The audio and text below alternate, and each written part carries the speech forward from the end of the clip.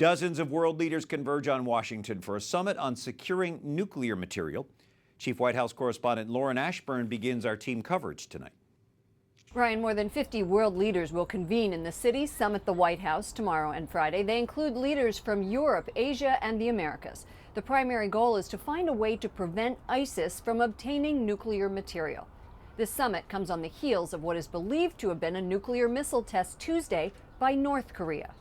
And these meetings take on more of an added meaning, given the recent terrorist attacks in Belgium, where ISIS suicide bombers killed 32 people and wounded more than 300. Previewing tomorrow's summit, the White House today applauded its past nuclear efforts, including the most recent treaty to keep Iran from creating a nuclear bomb. The Russians have been able to effectively coordinate with the United States on our top nuclear priority, and we've been pleased that Iran has followed through on the steps that they committed to take. But despite that success, Russia is a no-show at the summit. Russia is isolated from the rest of the international community, that for whatever reason, they've chosen not to engage in this conversation. In addition to discussing nuclear issues, President Obama is expected to meet separately with President Xi of China. They will discuss common objectives, including how to improve our global economy, reverse climate change, and enhance cybersecurity to protect U.S. interests. And the president will also convene a meeting with Japan's prime minister and South Korea's president to improve ties between those two nations.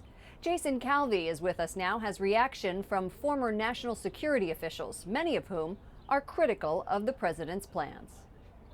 Yeah, Lauren, it's right here where those world leaders will be talking about chilling issues, like what if a terrorist gets nuclear material?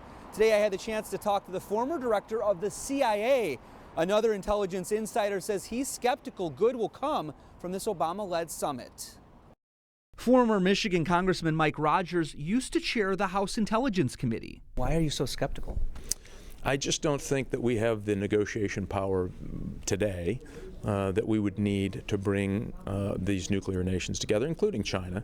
And Rogers says he's worried about Russia's nuclear plans. They have suggested they want to back out of the Intermediate Nuclear Forces Agreement, which are those short-term nuclear weapons, and they're doing that to beat their chest. So when they decided not to come, I think that sent a pretty clear signal that we're in for some tough sledding. Former National Security Agency and CIA Director Michael Hayden used to think the nuclear problem was history. For about 10 years, I thought, wow, that was then.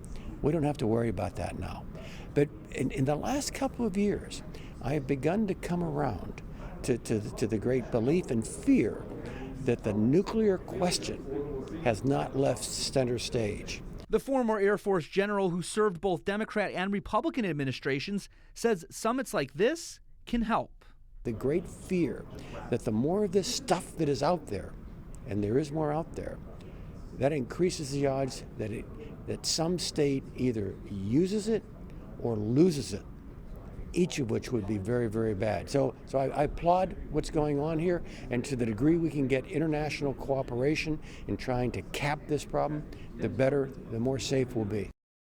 And it's not just the terrorists that are on the minds of these world leaders. The Deputy Secretary of State Anthony Blinken says North Korea is getting closer to being able to put a nuclear weapon on a missile targeting the United States. He says as they get closer, the United States has no choice but to act. Reporting here in Washington, Jason Calvi, EWTN News Nightly.